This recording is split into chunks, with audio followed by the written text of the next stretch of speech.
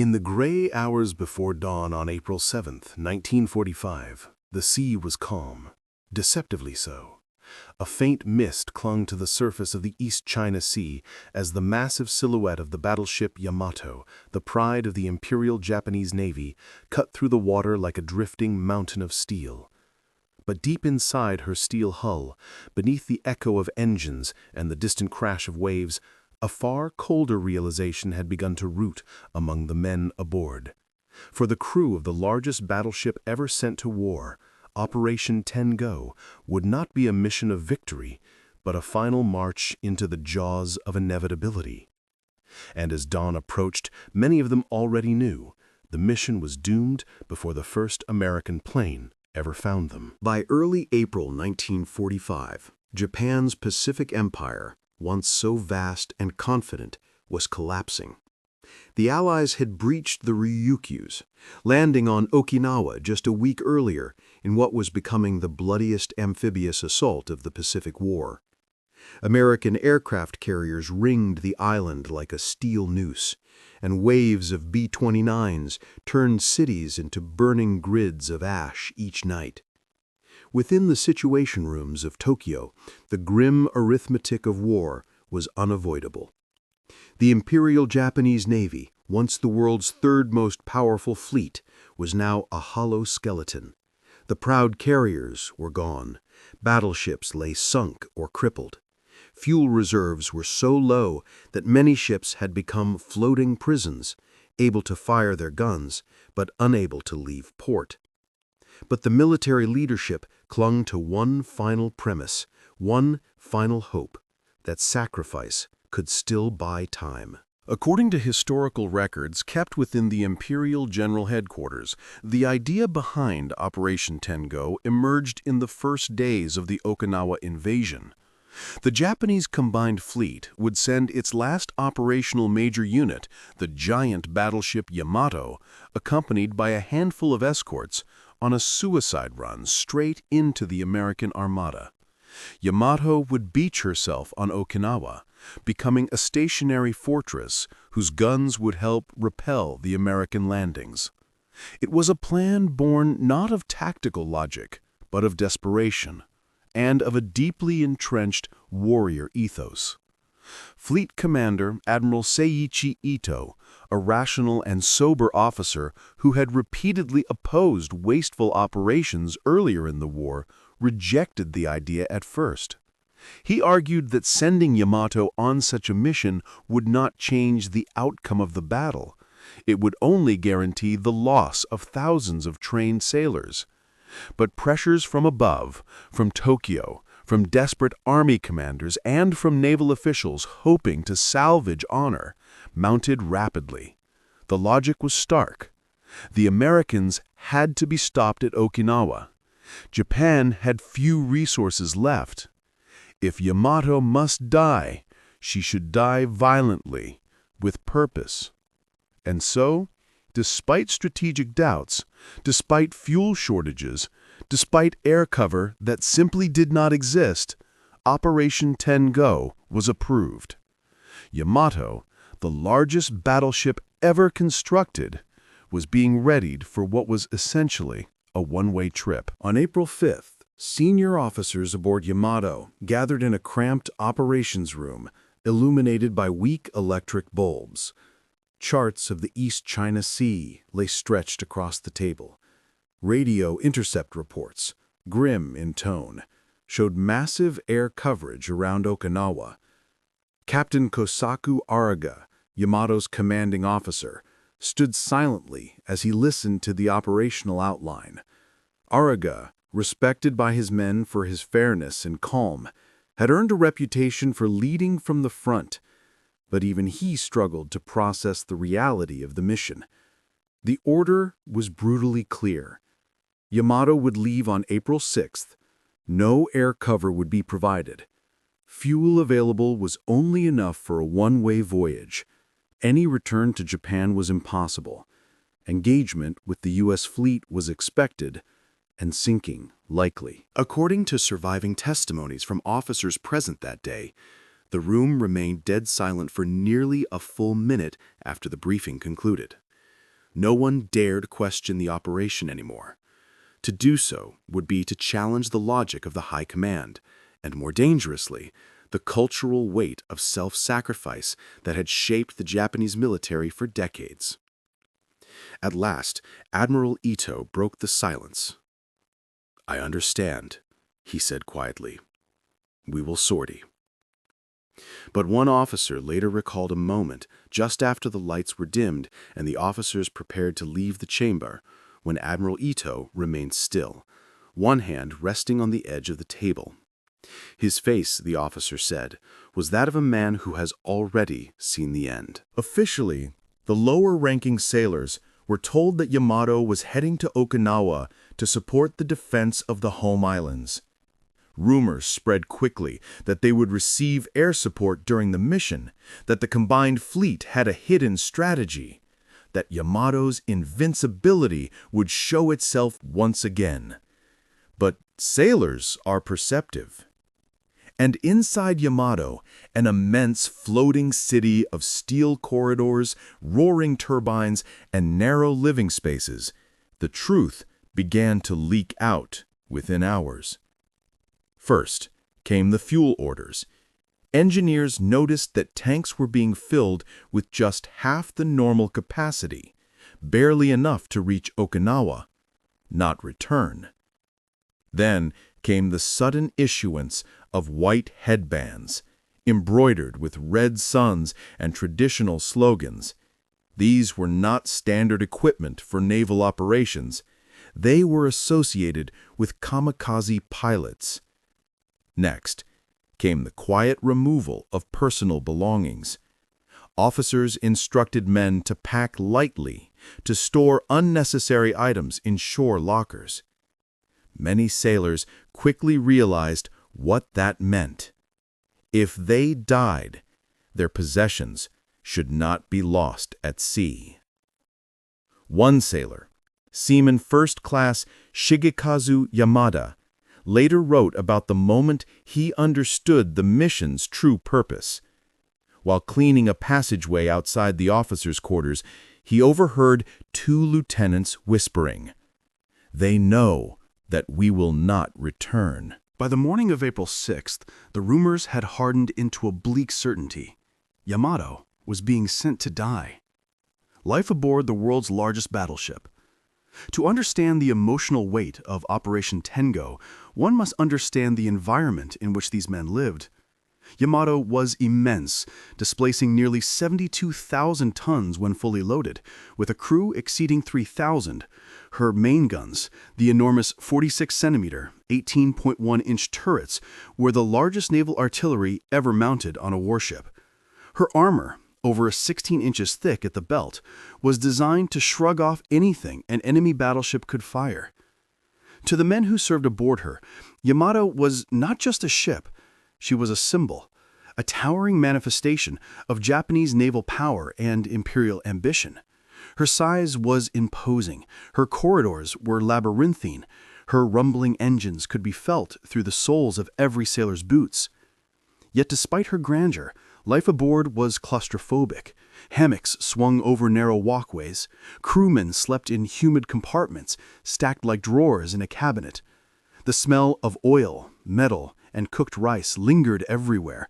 And now, layered atop all of that, was the sharp scent of fear. Some sailors reacted boldly, laughing loudly, telling stories, acting as though nothing had changed. Others became withdrawn, staring silently at their hands, or writing letters they knew might never be sent home. A young conscripted signaler, barely 19, recorded in his diary, "Tonight we sail.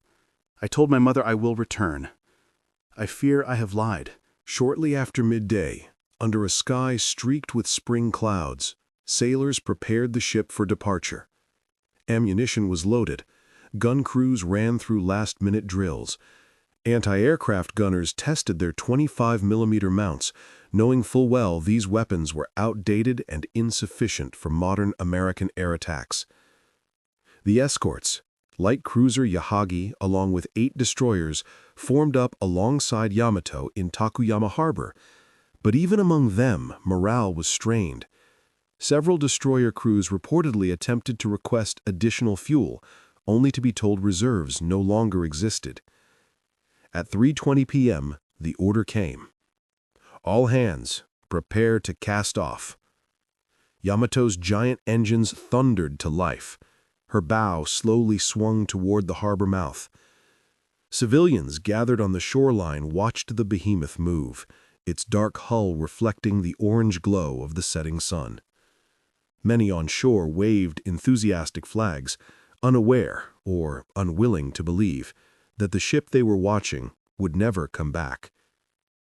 On the bridge, Captain Ariga removed his cap and offered a quiet bow toward the land he was leaving behind. His officers later recalled that his voice carried a somber firmness when he finally said, "Signal the fleet. Operation Tengo has begun." As Yamato entered the open water, the noise of cheering crowds faded behind her. Ahead lay the vastness of the Pacific and a silent battlefield already commanded by American carriers. The voyage southward through the Bungo Strait was tense. Men manned battle stations longer than usual. Many refused to sleep, afraid to miss their final night alive. With no air reconnaissance available, Yamato steamed blind into seas patrolled by hundreds of American aircraft. Every distant rumble made sailors glance nervously at the sky. Below deck, engineers worked relentlessly to squeeze every ounce of power from the ship's engines. The vibrations echoed through every bulkhead. The telegraph bells clanged out speed changes as officers debated how fast they could travel without exhausting their limited fuel. Yamato pushed ahead at nearly 22 knots, a remarkable feat given her weakened logistical state. But every sailor understood the truth. Even at full speed, they could not outrun aircraft. By midnight, Ordnance Officer Lieutenant Commander Mitome wrote in his log, "No enemy sighted, but the men feel their approach as one hears thunder before the storm." When dawn broke on April 7th, the sea was deceptively calm.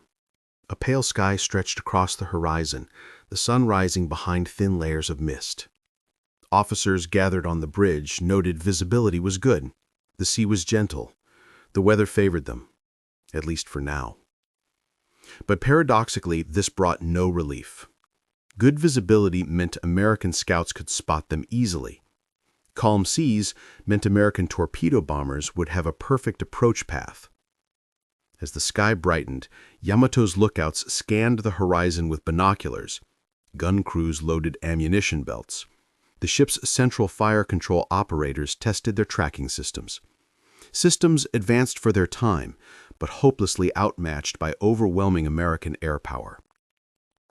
At 7:30 a.m., the first report arrived. A Japanese reconnaissance aircraft, one of the last still functioning in the region, transmitted a short, chilling radio message before cutting out. Quote, "Large enemy air groups taking off, heading north." North. Their direction. Inside Yamato's Combat Information Center, officers exchanged glances.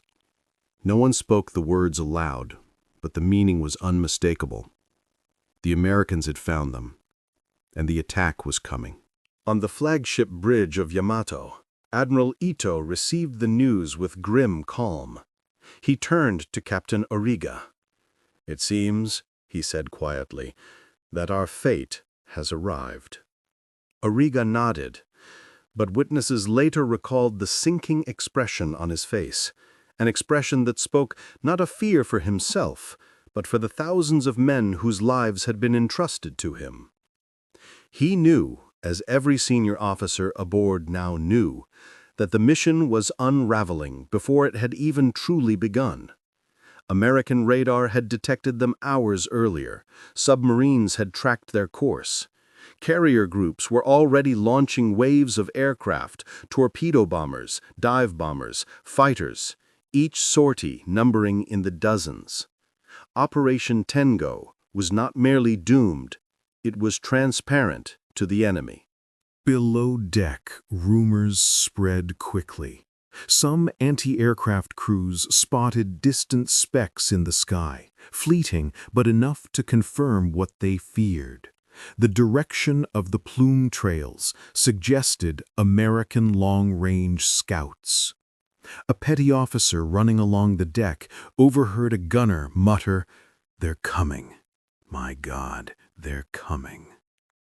Others tried to stay calm, maintaining routines, checking equipment, wiping sweat from their palms. But machines don't lie.